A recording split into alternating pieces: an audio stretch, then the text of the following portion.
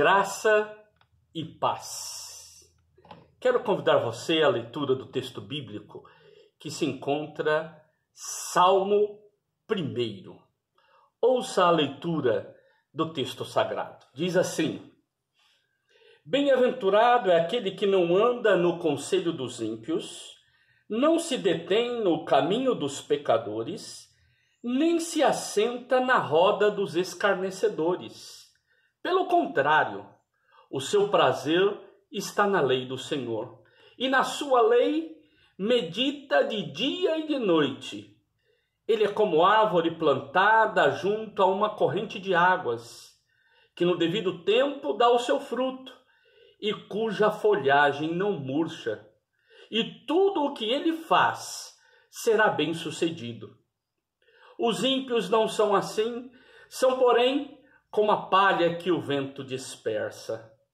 Por isso, os ímpios não prevalecerão no juízo, nem os pecadores na congregação dos justos. Pois o Senhor conhece o caminho dos justos, mas o caminho dos ímpios perecerá. Eu gostaria de lembrar você que hoje, às 16h21, nós vamos começar a primavera. Uma estação que muitas pessoas chamam como estação das flores, porque uma das características dessa época é o desabrochar das plantas. Por que eu usei a palavrinha uma das características? Porque apesar de no senso comum nós falarmos desse desabrochar das plantas, dessa beleza, existem outros fenômenos que acontecem nessa época chamada primavera.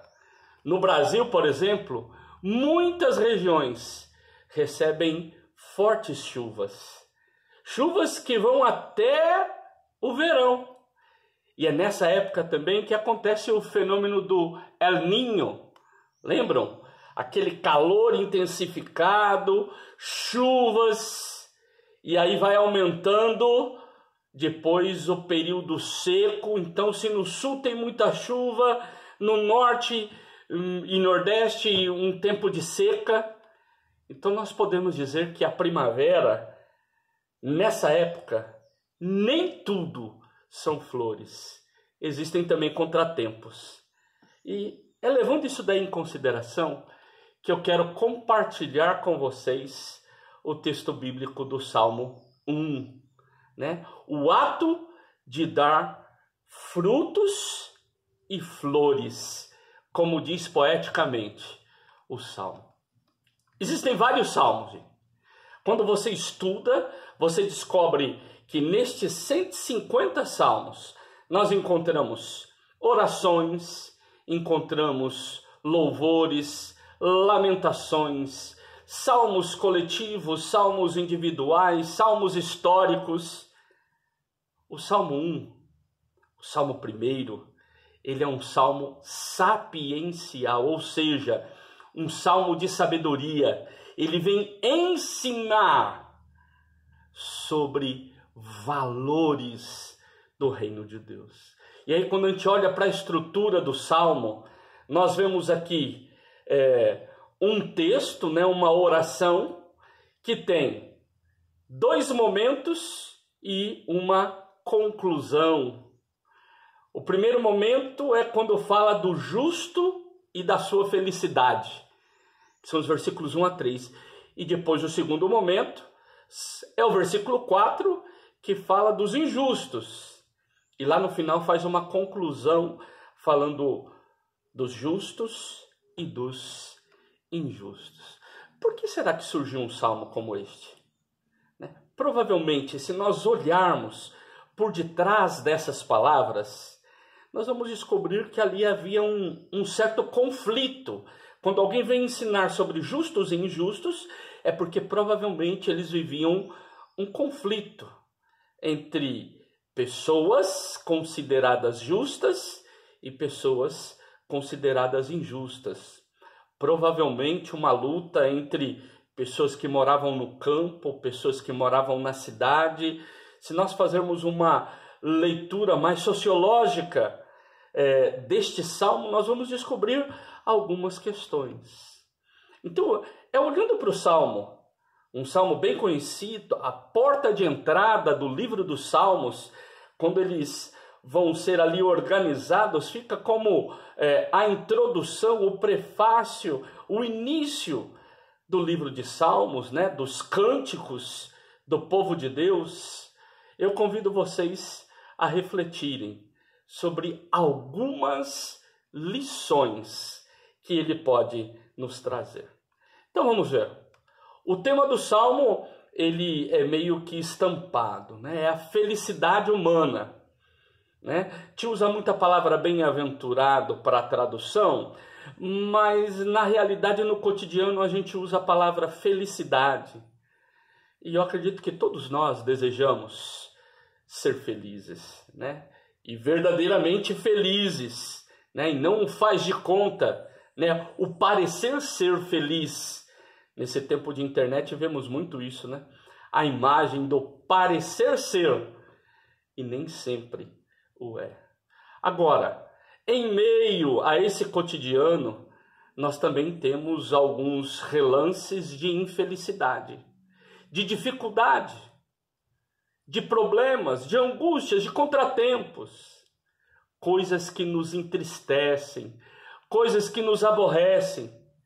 E aí, tal como a primavera que vai começar, onde eu afirmei que nem tudo são flores, a gente precisa de lembrar que também na nossa vida nós temos momentos de intenso calor, seca, momentos de muita chuva e momentos de muita umidade.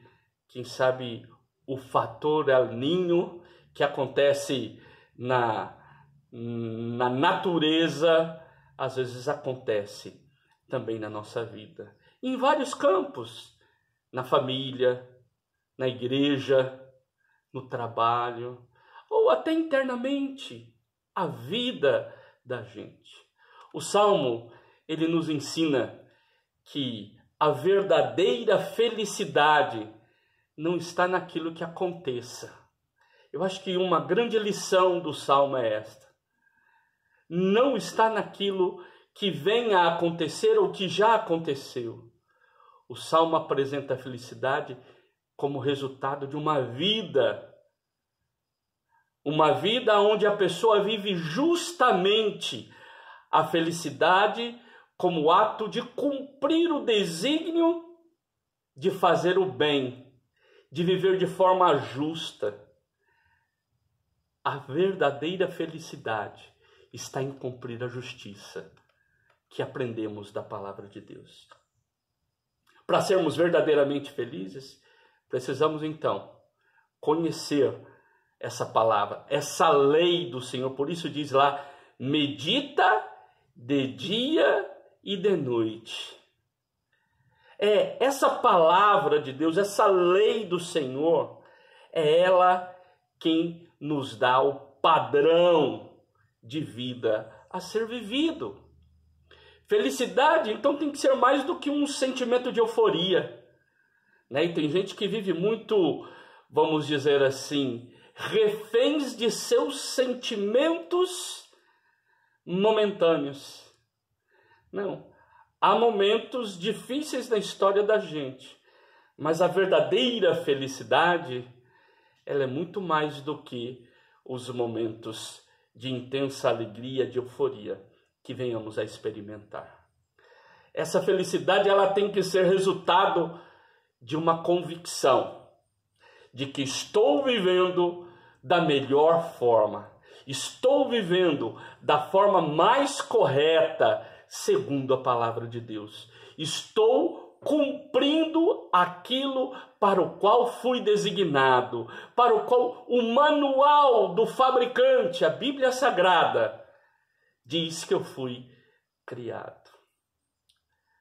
É importante que a gente, às vezes, consiga retirar de dentro de nós essa frustração de que a alegria está em conquistar algumas coisas.